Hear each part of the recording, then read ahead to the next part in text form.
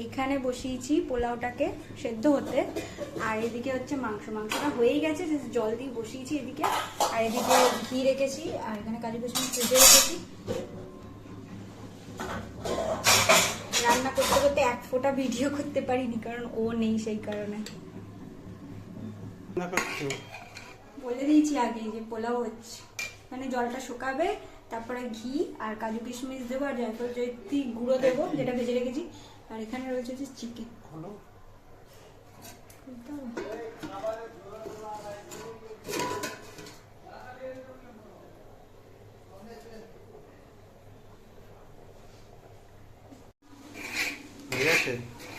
না, এই তো জল শুকিয়ে গেছে। এটার মধ্যে দিয়েছি হচ্ছে কি বলে কাজু কিশমিশ, এরপরে ঘি দেবো, আর লাস্টে দেবো হচ্ছে জায়ফল জয়িত্রী আমি শুকনো খোলায় ভেজে সেটাকে গুঁড়ো করে রেখেছি, সেটা দেবো। এটা কিন্তু ঠান্ডা হলে একদম ঝরঝরে হয়ে যাবে।